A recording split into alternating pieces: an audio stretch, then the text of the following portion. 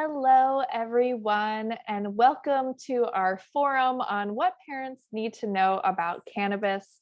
My name is Paige Ewing, and I will be your moderator for tonight. I am also the multimedia specialist for Prevention Resources, the host of this event. Prevention Resources is a nonprofit located in Flemington, New Jersey, that is dedicated to promoting health and wellness of individuals, families, and community through education, collaboration, advocacy, and treatment. We are very excited to have tonight's conversation about cannabis and its impact on youth with staff from Prevention Resources and the Hunterdon County Prosecutor's Office.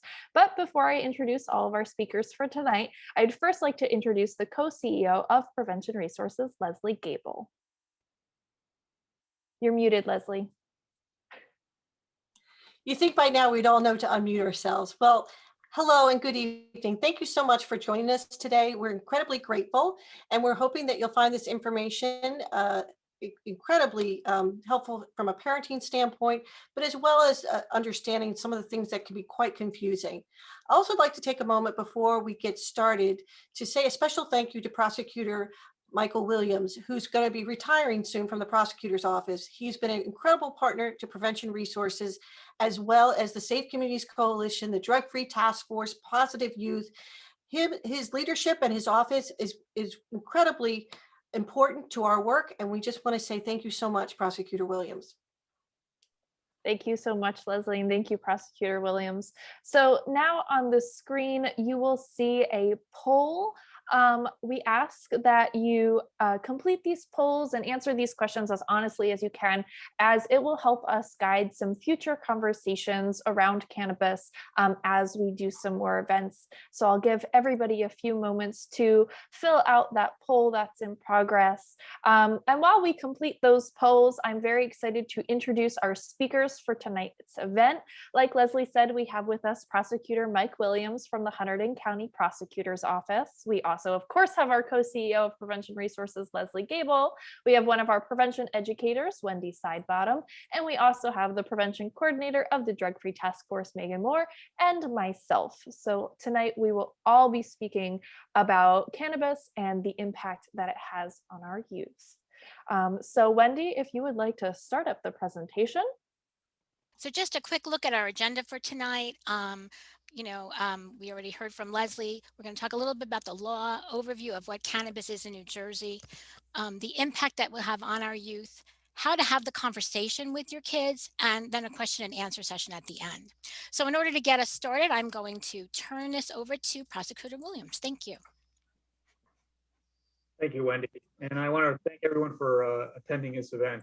It's very important. I know a lot of people think the prosecutor's office is here to lock people up and throw them in jail. That is part of what we do. But the other part that we do is partner with organizations around the county like Prevention Resources and many others, where we try to educate the public and help the public deal with issues that face them. And the one thing that's really changed a lot since the beginning of 2021 has been the marijuana laws in New Jersey. Now, I know Leslie's going to get into this in more detail, but I want people to understand marijuana is still a controlled dangerous substance under the law. Cannabis, when it becomes legally available, that is what is available for the public to consume under certain circumstances. But I just wanted to go over real quickly the basic law that applies to youths, people under 21, people under 18. So essentially, anyone under 18 who knowingly possesses or consumes a cannabis item in a school or a public place or in a motor vehicle, there can be consequences that befall them should they do so. Now, for the first offense, what happens is the officer will issue a written warning to the juvenile. Now, when the law was initially passed it became effective and was passed and became effective on February 22nd, there was no notice at all to the parents. As you can see now from the screen, there is notice to the parents. That law was amended on March 26th to provide that notification to the parents. And I think it's pretty clear, especially if you are a parent, as I am, why that's important. If my child is has been caught with marijuana or alcohol or something like that, I ought to know. And that is something that was clarified in the law. So that's with respect to the first offense. For the second and third offenses, it escalates. So again, a written warning to the individual and notice to the parents, but also materials are provided regarding community drug treatment services. If the person is under 18, again, the parents are notified. So we give them notification of treatment services that are available to them.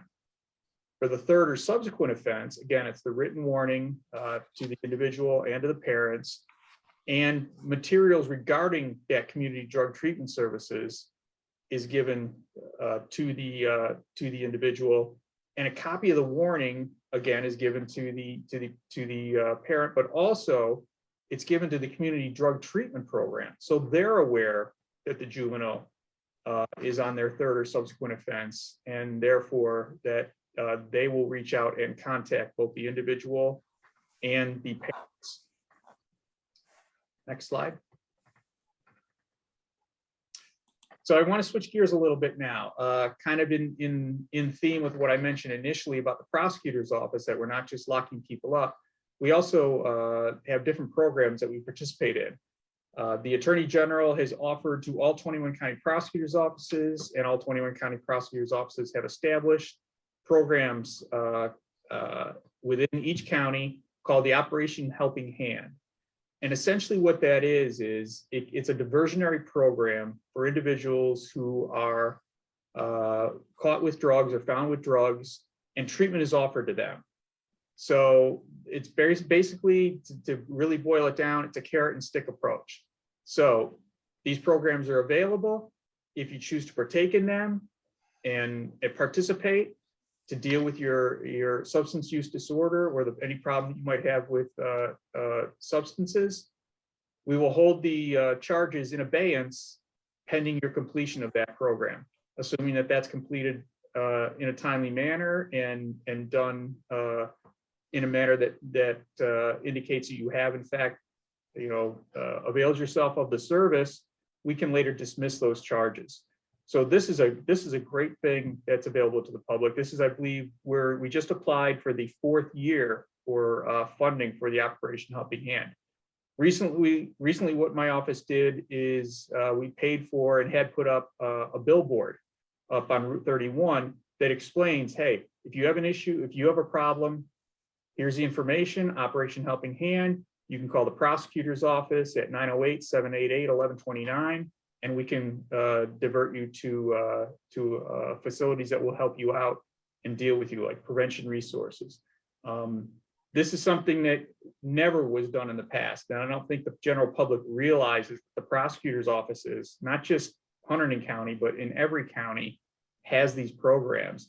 And I think that will go a long way to indicating to the public and showing that we're not just about punishing criminals. We're also there to help people. And I think that's something that people really need to understand, that that's far different philosophy than many of us may have thought or realized or had existed in the past. Thank you. Thank you so much, Prosecutor Williams. And I know we'll have probably a lot more questions to follow up. Wanted to talk a little bit more about the impact on our communities around the recent legalization. As Prosecutor Williams has stated, currently today, until there is a licensed retail to consumer established, that you cannot possess marijuana unless you have a medical marijuana card.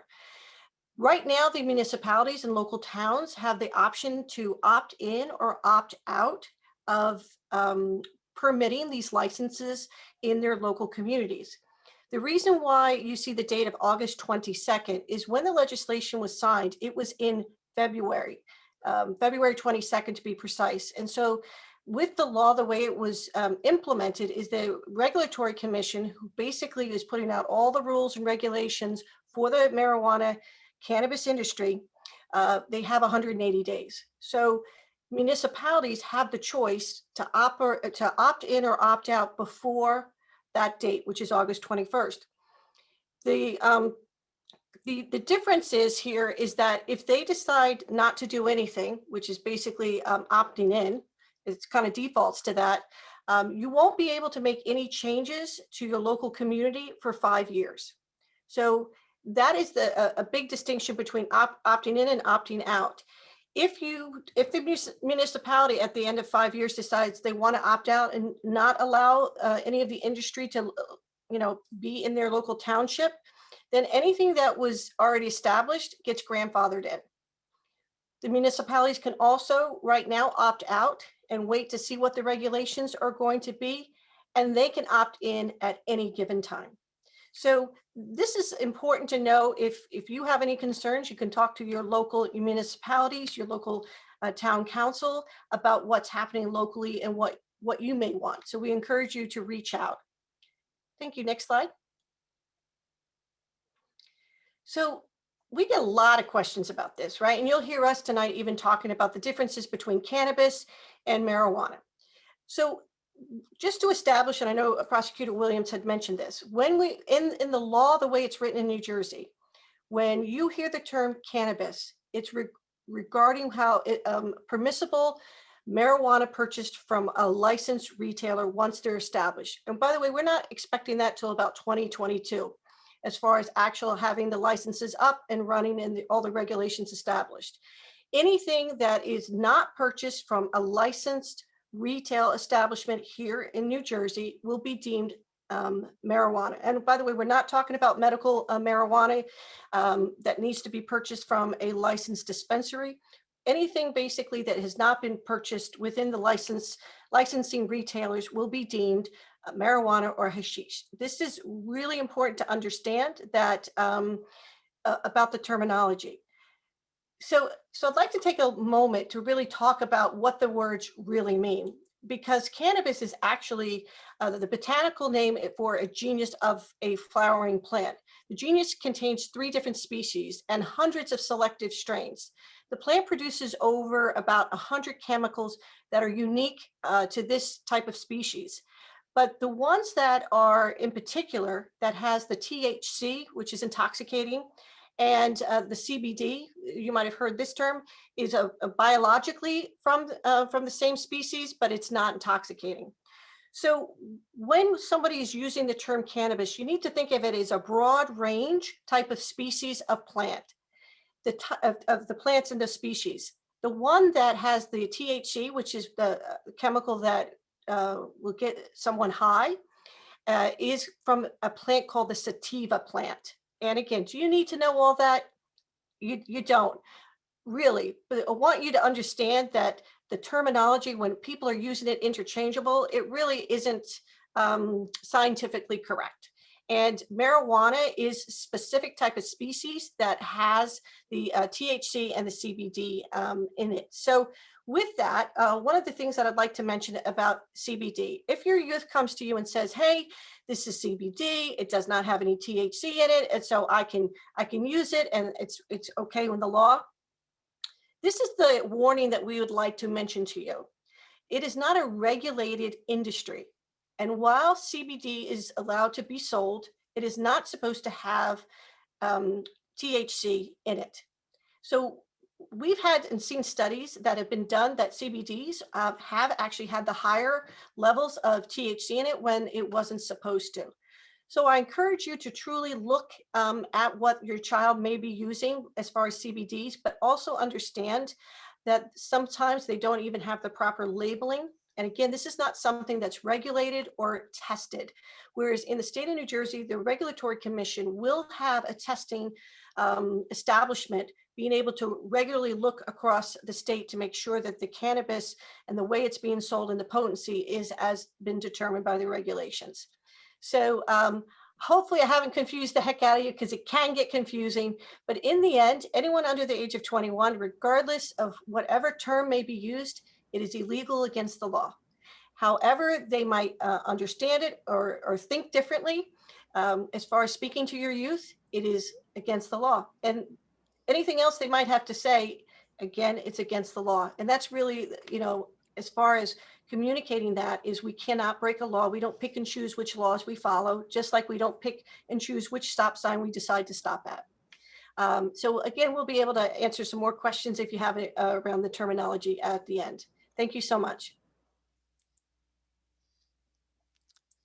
Okay, so many of you may know this, but if you don't, we just wanted to go over a little bit about how different ways cannabis can be found. And you're probably most familiar with things like smoking a joint or a pipe or a bong or something like that. That's kind of the historical way we've looked at cannabis or marijuana. But today we are seeing a lot of youth and young adults using their vape pens or vape products to have THC in them. And just like Leslie had mentioned earlier, things are not well regulated. So even vaping products are not well regulated, and the marketing and the packaging may not always be clear that's on them. So sometimes they may think they don't have something like THC in them, and they do. Okay.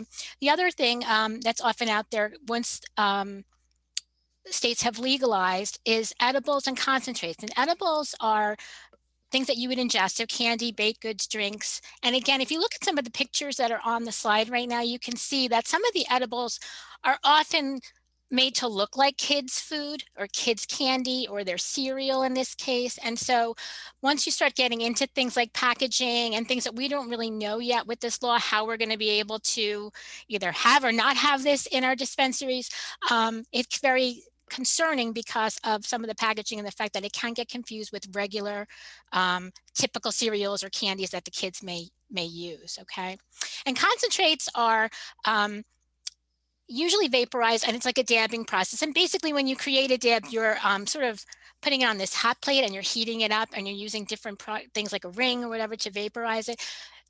Edibles and concentrates are extremely high in THC, and that's really important to understand that these newer products are made much stronger than what we are used to in the past. And so anybody that might get involved with THC at this level can really be impacted. With states legalizing, what's happening is a lot of our kids are saying, okay, all right, if it's legal, you know, it must be okay, right? I mean, if it's legal, why would they do that if it's something that's not really good for us? So what happens often in this case is that the perception of cannabis or marijuana being harmful to them decreases. And because they don't think it's harmful, often their use increases. And as you can see on the very top, it says that according to the National Institutes for Health, every day 3,287 teens use marijuana for the first time. So even if it's not legal for them, if it becomes more available, it's just more around. So if you think about like alcohol in your home, if you have a cabinet with liquor in it, or you have you know, a bottle of wine in the fridge, it's just more available, right? If there's a dispensary around the corner, it's just more available. So again, even if they're not supposed to be able to access it, it's just the fact that it's out there. It's perceived to not be something that's a problem because it's legal, you know, for at least some of us. So it must be okay to use. So it's just something, again, that we want our parents to understand, especially if they start to consider bringing this into their home. Okay. One other thing that we wanted to just point out is if you take a quick look at this graph, you can see there's two graphs side by side.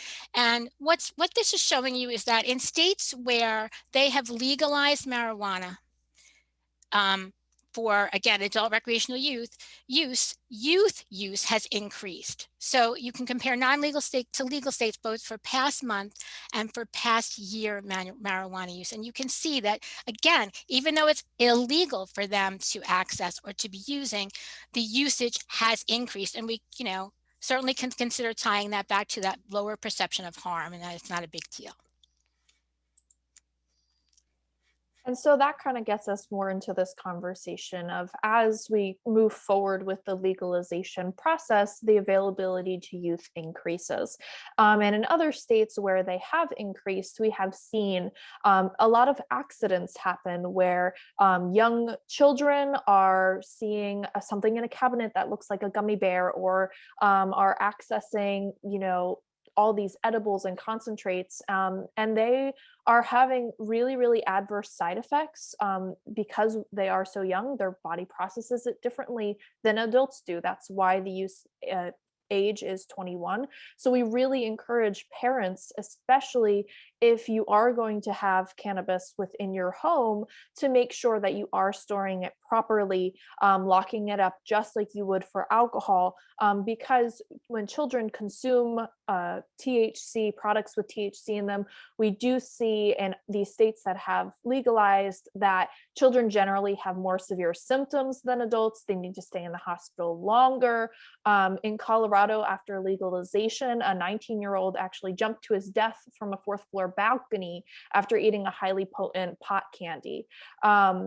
And poison control calls for children age 0 to 8 more than tripled in Colorado after legalization. So we really need to make sure that as parents, as people who will be legally able to possess and consume these products, that we're storing them safely, we're keeping them out of the hands of our children who are more at risk for having larger injuries. Next slide, Wendy, thank you. So Wendy mentioned a little bit earlier about THC potency. As Leslie said, THC is that psychoactive ingredient within the cannabis plant that gets you what we call high.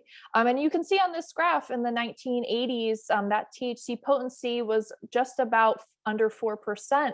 But within the past few years, and now this has even gone up even more, we've seen a very steady and now large increase in THC levels. Wendy, if you could go to the next slide. This shows how THC levels really vary as well, depending on how you're consuming this product. In a joint or a blunt, in the 1980s, THC might have been only 4%, but now, as we can see in that green, the highest is up to 30% THC that you can consume. And in these vaporizer products and edibles, it can be up to 99%. And this can have, really adverse effect on the body. There's a misconception that you can't overdose on marijuana. And while you may not fatally overdose on marijuana, you can absolutely develop cannabinoid hyperemesis syndrome, which involves severe vomiting and abdominal pain that can last up to 24 hours. And usually you do need to go to the hospital. There's marijuana-induced psychosis. And this is all from consuming extremely high levels of THC, which we see in these vaporizing products and the edibles. So we need to make sure as parents, we are very vigilant in what kind of products are around our children, what kind of products do we have at home, because God forbid they ever got, their hands on it. These THC overdoses can happen, and they will have to go to the hospital for it. How do you talk to your kids about marijuana and drugs? We have difficult conversations that we have to have with our kids from time to time. That's one of the challenging parts about being a parent, is how to talk to your children about uncomfortable topics, drugs being one of them. What you want to do is, it's important to have the kids to bring it to their level, what they relate to.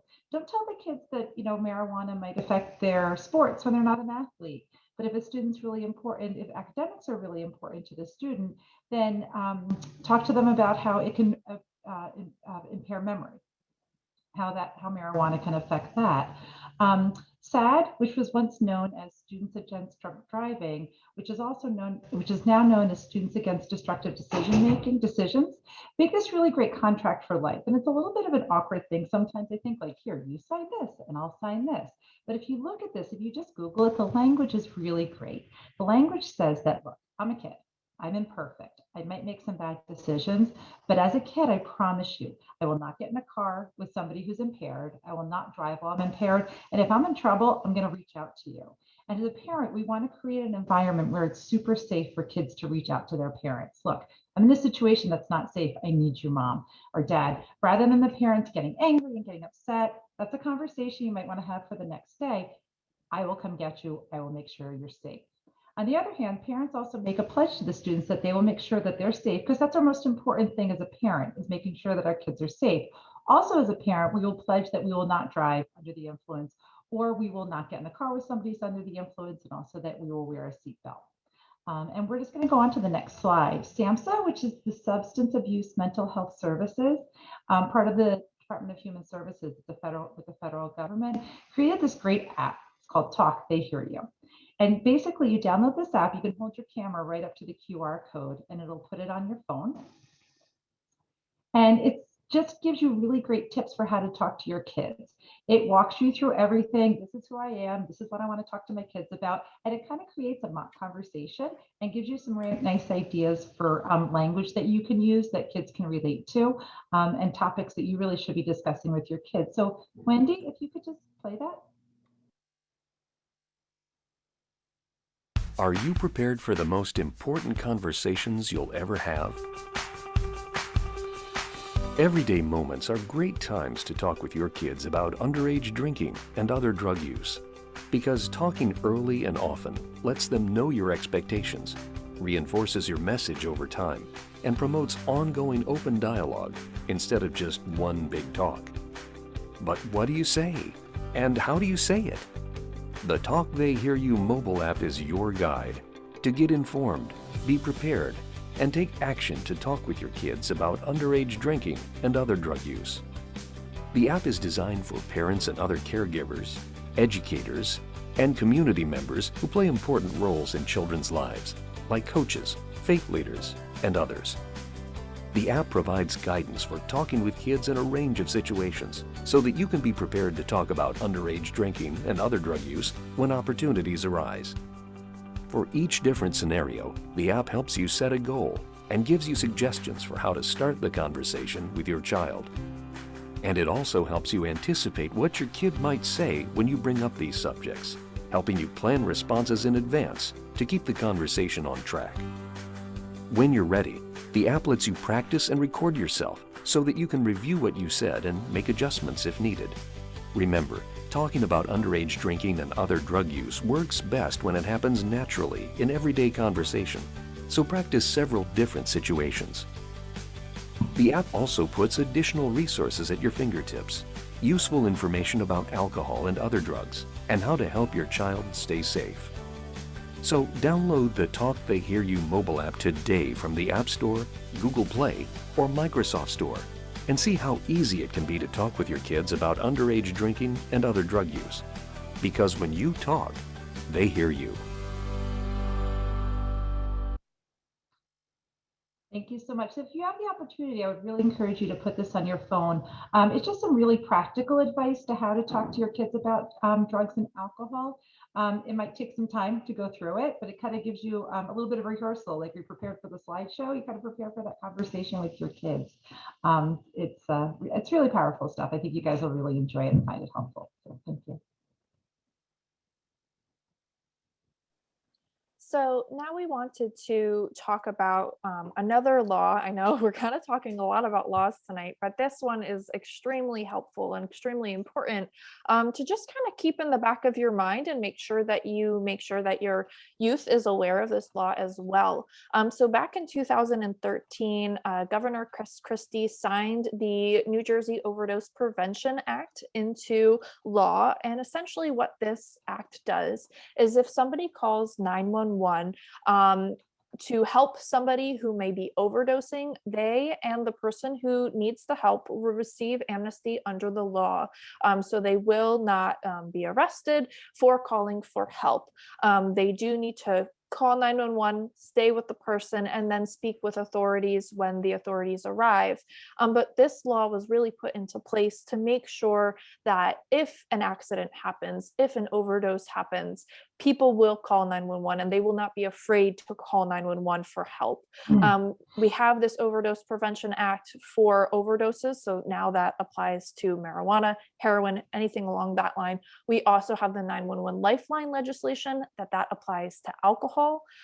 So a youth can call if they think one of their friends has alcohol poisoning under the 911 Lifeline legislation. So both of these laws really are there to protect, especially our youth, and encouraging them to call 911 without fear of being arrested. And so we think that this is just a really great resource for parents and, of course, youth to know about as well. If I could just add one more thing in that page, is when we do presentations, no matter which ones we ask you to also share this law. We have lost so many kids, our children across the United States that could have been saved had someone picked up the phone or someone called, asked for an adult to help them. We are losing our kids with even adults in the home because these kids don't understand or don't realize the severity of what's happening.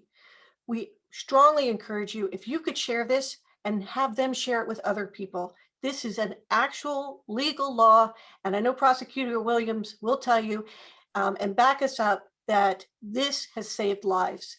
And if you leave with one thing tonight, if you could let everyone you know about this, you possibly or your child might save a life. I totally agree, Leslie and Paige. You're exactly right about that. And the premise is very simple for this, and it makes sense to everyone at any level. And that is, we value human life more than we value catching bad guys. I mean, it's as simple as that. And this is proof. And it's also further proof that law enforcement is not out there just to arrest people. Their main function is to protect and to serve. And that's what this law helps do. And then we also wanted to talk about another resource. We've talked about the Talk They Hear You app. We've talked about Operation Helping Hand, but we have our own app at Prevention Resources called the Help app. And actually this app was developed by students at Hunterdon Central at the Code Club. And it's a wonderful, wonderful resource. Essentially, it is like having a phone book at your fingertips. It has resources on drugs and alcohol, including the medicine drop box locations throughout the county. It has mental health resources, suicide and self-harm resources, domestic violence and dating abuse resources, bullying resources, and a plethora of others, both local, state, and nationally. These have text lines, call lines, websites, so many different resources for adults and youth to access. It also has, of course, the 911 Lifeline legislation, as I previously mentioned, on it as well. Just as a reminder to call 911, it's the top button up at this on the app is to call 911. So we really encourage everybody. The QR code is right there. So if you open up your phone, open up the camera and point it at that QR code, it'll automatically open up your app store to download the app. But we think that this is just such a great collection of resources for anybody to use, really for any sort of situation. There's a resource in there. And we're so proud to have worked with the students to work on this Help app to make sure it'd be something that students would want to use as well.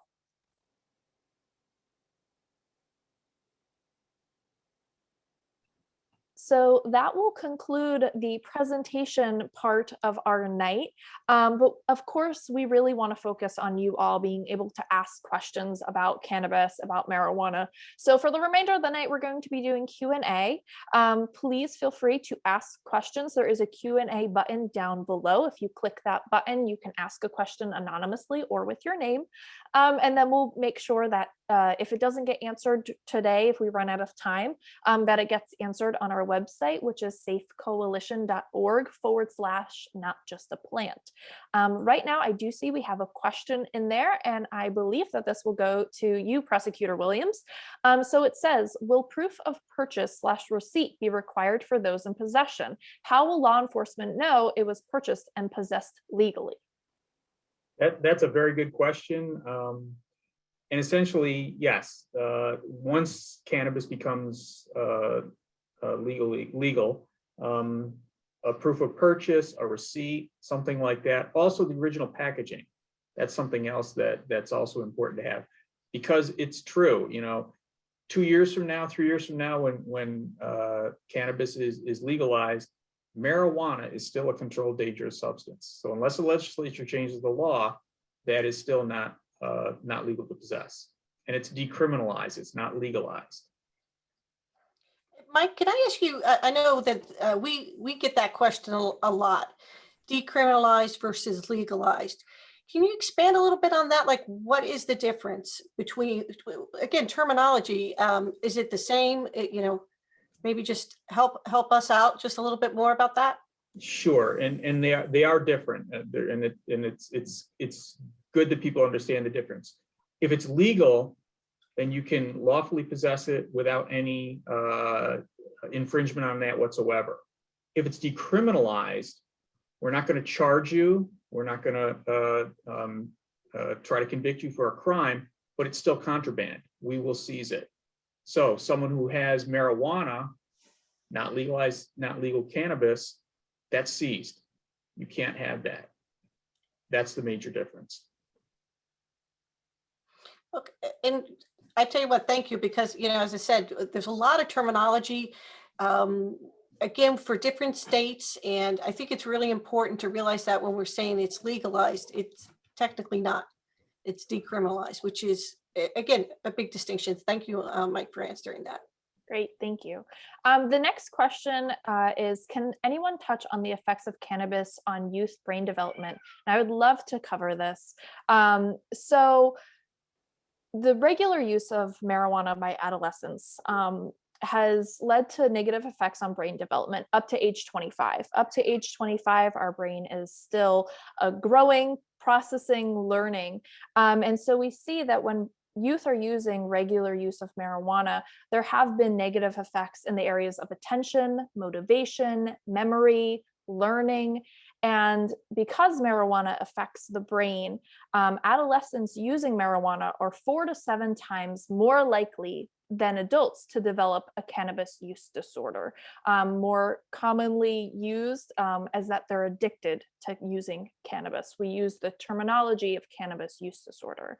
And also cannabis use can affect your mental health as well. Since marijuana use has been linked to an increased chance for mental illness, and experts estimate that between 8 to 13% of all schizophrenia cases are actually linked to marijuana use during teen years. So I hope that answered your question. It was a lot of statistics, but absolutely marijuana use can affect and will affect teen brains because our brains are still developing until we're 25. And the next question is, how addictive is marijuana as well? Oh, Leslie. Hold on, Paige, I'm sorry. Go ahead. My dogs were barking, so I apologize. I was trying to mute and unmute at the same time. I do want to expand a little bit more of this. You know, when you're talking to teenagers, especially, right, those that are in high school, they've been around and heard lots of things around marijuana, legalized, not legalized. And they've got a pretty strong conviction about it, right? And we talk about that just say no.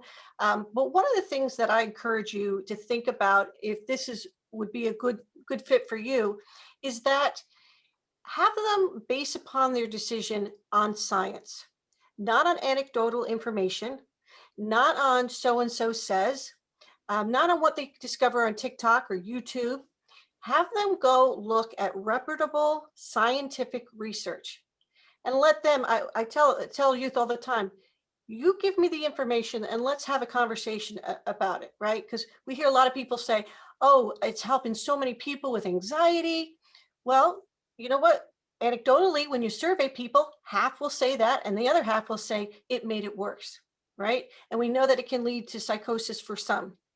So please understand that kids think and have access to lots of information, and they're going to bring this back with you. And I encourage them to do that. Let them look at it and let them really understand what the science tells us. And the science tells us that it affects short-term memory. The science tells us that with youth, with the developing brain, as Paige was referring to, it will affect and have long-term effects on their abilities of memory and recall. And this can stay in the system and it affects people differently. And so please also know that, like alcohol, comes into the body and basically leaves within a certain amount of time. Marijuana does not do that. Marijuana stays in your system because it's affecting the brain. It stays in your system for quite some time. And that could be different by person. These are the things that when we're talking to our kids and talking to what their futures will look like, is that what the commercials and what the industry is trying to encourage you to do is to be a user, because that's how they make money. And that's why if you look at all the other states, they're really marketing to youth. We also tell the youth to say, hey, do you really want to be basically, they're manipulating you. I've had this conversation with my own kids. You're manipulating, yeah, take a look. That's what advertisement does. Are you going to let that really push you to make what decisions.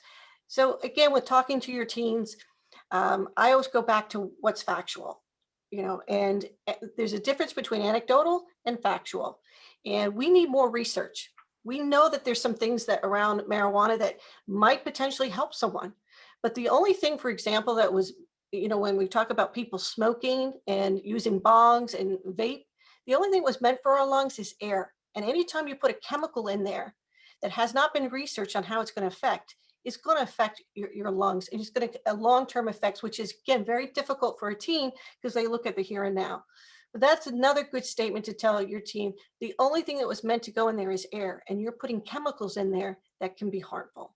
So sorry, Paige, but I wanted to make sure we expand a little bit more on No, that. absolutely. And the next question is, how addictive is marijuana? And so I have another statistic. I love science, but studies show that about 1 in 10 adults who use marijuana can get addicted. But if you use before the age of 18, your chances go up to 1 in 6. So very clearly their studies show that youth use increases your likelihood of getting addicted to the substance. And also to just further expand on the addiction, we also hear teens, especially, to say it's harmless, it's not as bad as this or that. Isn't this better than using marijuana or an edible? Isn't that better than the prescription pain pills or drinking alcohol? I'm not going to hurt anyone. Well, that actually is just not true. And this is where we come back, and again, having that good conversation with your teen is using any type of substance, whether it's alcohol, a prescription medication, marijuana, any substance to manage how you're going to react to a situation is actually not good, because what happens is eventually that's not going to work anymore.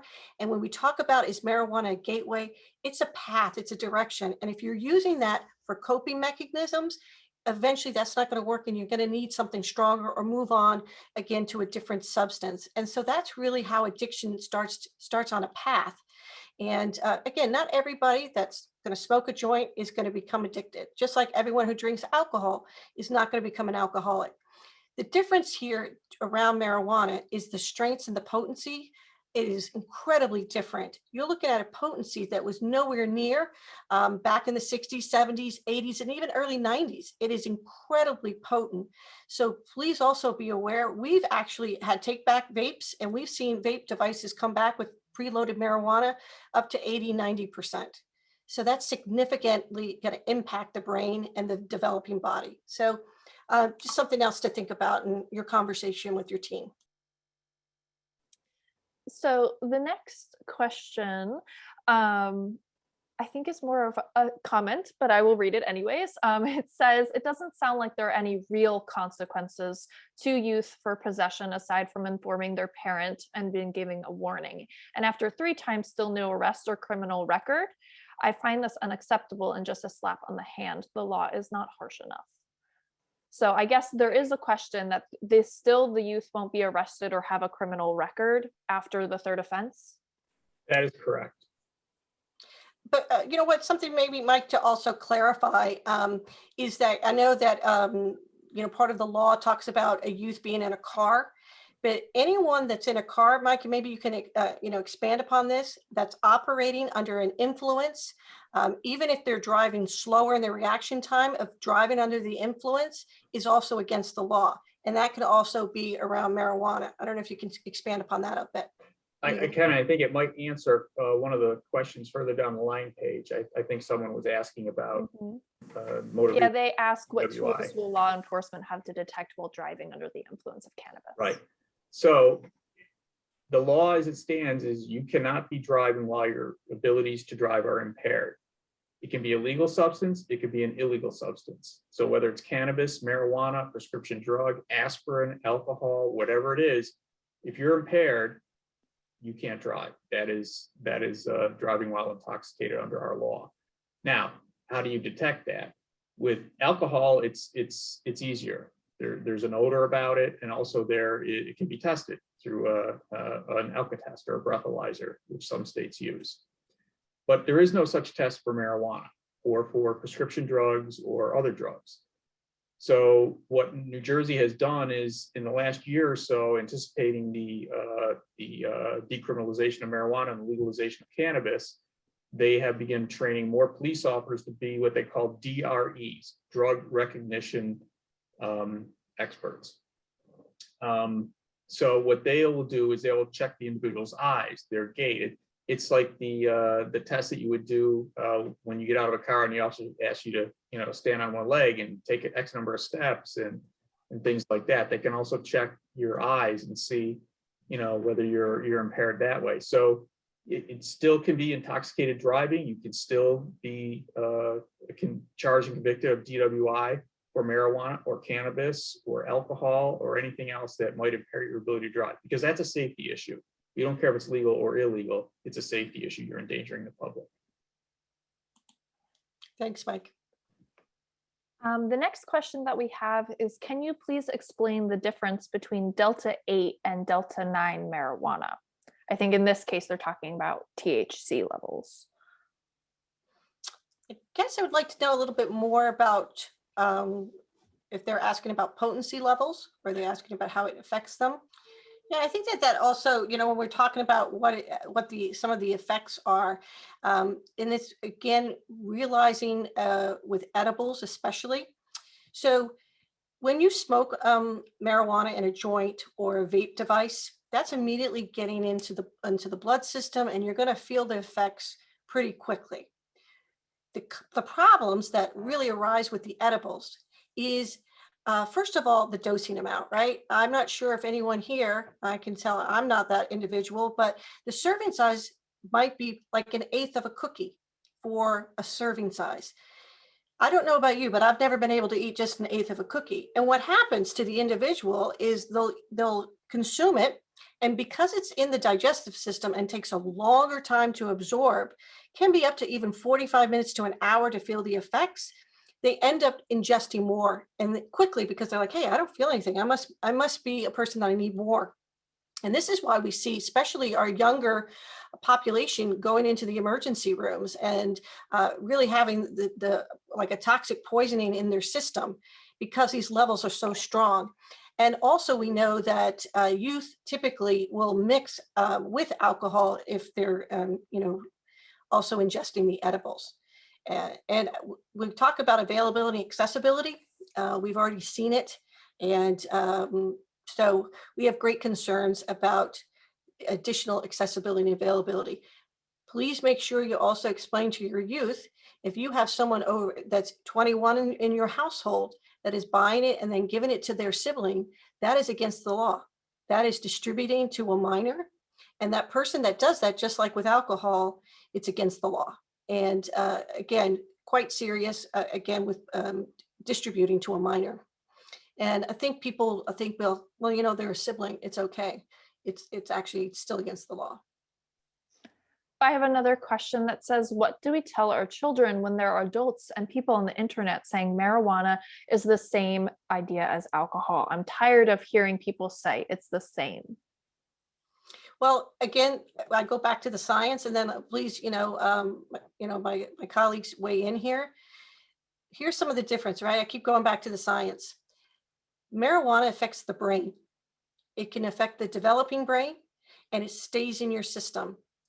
Alcohol comes in and out of your body, and it does not stay in your system, and it does not impair your decision-making to the ability the way marijuana does. Marijuana affects your memory. It affects your motor skills right away, where you might have a beer. That's not going to, a beer is not going to affect your ability as far as the way that marijuana will.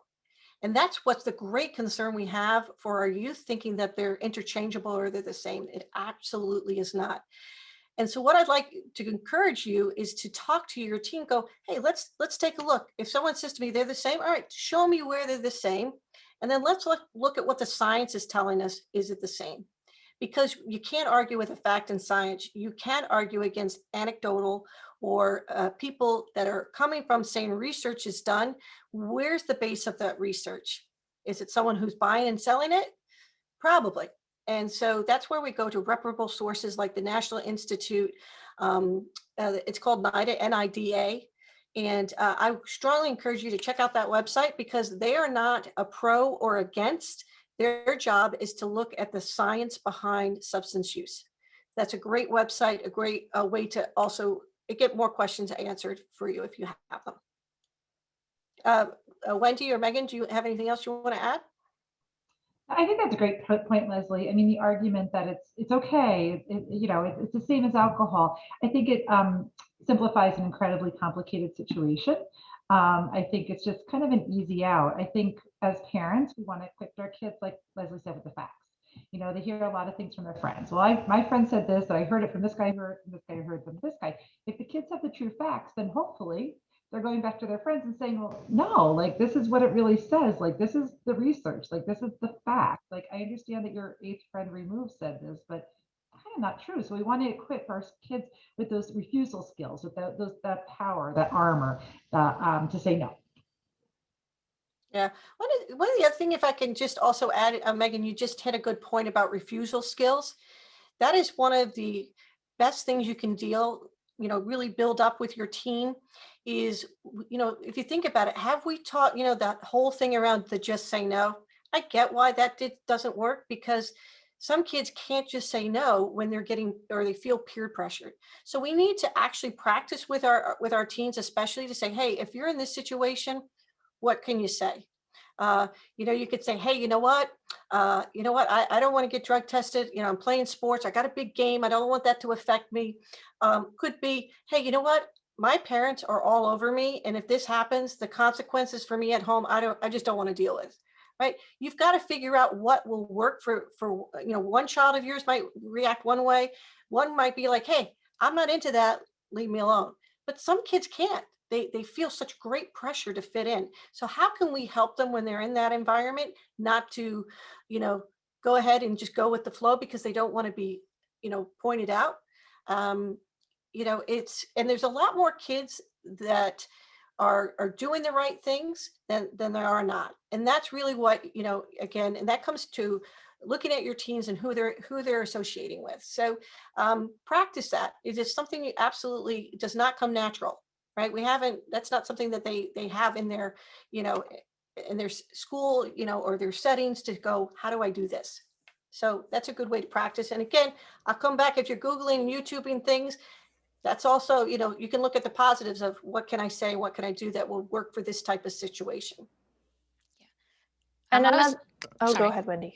I was just going to also add, kind of related to that contract for life thing that Megan had talked about earlier, that if you can establish that relationship with your kid, that they can come to you when they need to, that you're not going to punish them or penalize them for coming to you for needing your help, then you're going to have that rapport, that relationship where they are going to feel more comfortable to come to you. You can work with them on coping skills and refusal skills. And I've even seen people that come up with like the trigger word or they can text mom or dad if they're at a party or at something and they realize something is not good. They're not feeling comfortable. And instead of calling out or making it look like they're asking for mom and dad to pick them up, they just have this little trigger word that says, hey, I'm just going to text my mom and tell her, good night or whatever. And it's, peanut butter cup. And when they see peanut butter cup, they know that's it. I'm coming to pick you up. Something's going on. And there's no making that kid feel like they have to be called out. They're just like, oh, well, my mom needs me. She's picking me up, something. So, and I've said this, I think Megan has said this too, that we don't care if we're the bad person. Like you can blame me. Like I tell my kids all the time, you can say, my mom's going to kill me if I do. I have no problem with that. And if that works for your kid, I'm good with it. That's how I feel. You can also use an emoji on your phone. Right. Also, an emoji that you can just hit one button to send to your parent. The other thing is you can always use, you know what, I think I'm going to be sick. I feel like I'm going to vomit. I actually don't, my stomach hurts. When people hear that your stomach's bothering you, what do people do? Woo! Oh yeah, go ahead. You need to go, right? Because nobody wants to get any type of bug like that. I know a lot of people have used that, even adults. Hey, I'm not feeling very well. I need to get home. So again, but you got to practice it. And like Wendy was saying, is establish something that will work, that wouldn't be misunderstood for something else. So if you use emojis all the time, you need to find one that you don't regularly use. So just keep that in mind. And we do only have 2 more minutes left in our time, but we have a bunch of questions. So what I'm going to do is for those of you who might not be able to stay on with us past 8 o'clock, I am going to put the survey down in the chat below. If you fill out the survey, you can be entered to win a gift card. This survey just really allows us to guide future conversations to see what's really important to you as parents. And then for any of the questions that haven't not been answered, we'll make sure that we go ahead and we get those answered and we put them on our website. Our website is safecoalition.org/notjustaplant, because we have some really great questions in here and we want to make sure that all your questions are answered.